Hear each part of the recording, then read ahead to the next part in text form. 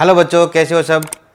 उम्मीद करता हूँ सभी अच्छे होंगे। आज अपन देखेंगे गोलीय दर्पण में अवतल जो दर्पण है उससे बनने वाले बिंब से प्रतिबिंब का निर्माण कैसे कैसे होता है वो देखते हैं अपन। इसमें जो 6 कंडीशन बनेगी मुख्यतः वो देखेंगे कि अवतल दर्पण से जो प्रतिबिंब बन रहे हैं वो कैसे कैसे बनते हैं। ये मेरे पास में अवतल दर्पण है और बिंब है वो अनंत पर है।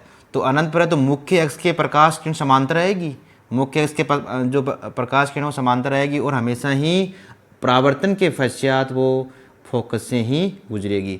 तो एक प्रकाश किरण ये अनंत से आ रही है और इधर फोकस से गुजर रही है, ये प्रकाश किरण अनंत से आ रही है और मुख्य अक्ष के समांतर है और परावर्तन के पश्चात फोकस से गुजर रही है।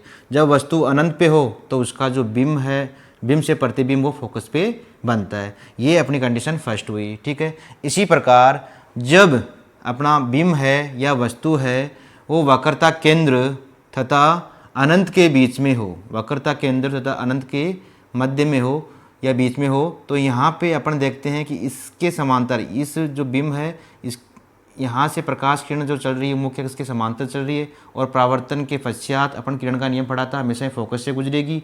तथा दूसरी किरण वक्रता केंद्र से बिना मुड़े सीधी निकल जाती है, यहाँ आपतित हुई और वापस परावर्तित हो गई।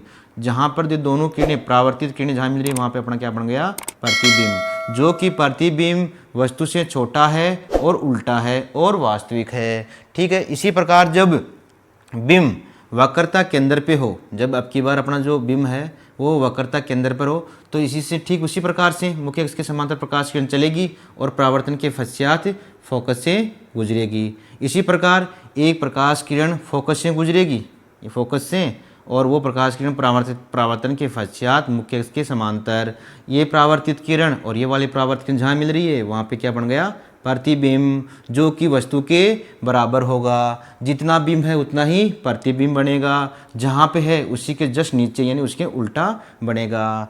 फिर अपन बात करते हैं फोर्थ में क्या है, जब वस्तु या बिंब अपना वक्रता केंद्र और फोकस के बीच में हो तो देखते हैं कि इससे चलने वाली प्रकाश किरण मुख्य अक्ष के समांतर चल रही है और परावर्तन के पश्चात फोकस से गुजर रही है।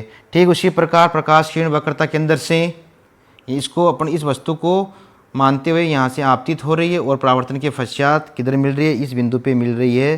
तो इसका जो प्रतिबिंब जो बिंब है उसका प्रतिबिंब अपना बना उल्टा और बड़ा बना और वस्तु की ओर ही बन रहा है, ठीक है।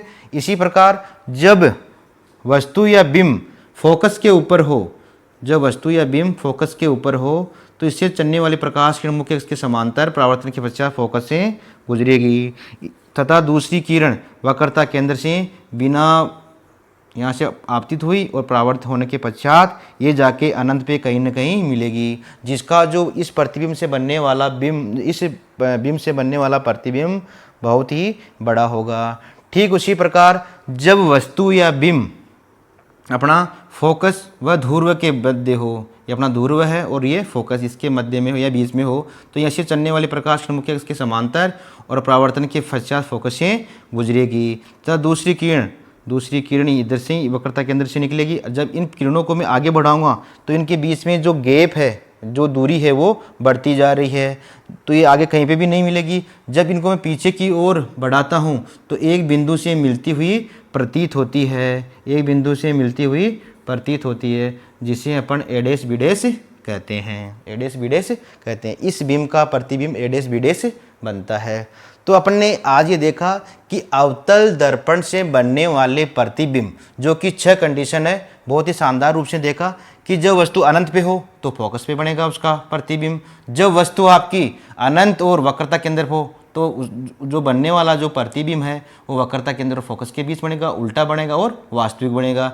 अगर बिंब या वस्तु वक्रता केंद्र पर है तो वस्तु के बराबर बनेगा और ठीक उसी के जस्ट नीचे उल्टा बनेगा। अगर वस्तु कहाँ पे हो, वक्रता केंद्र और फोकस के बीच में हो, तो बनने वाला प्रतिबिंब वक्रता केंद्र के पास बनेगा और वस्तु से बड़ा बनेगा।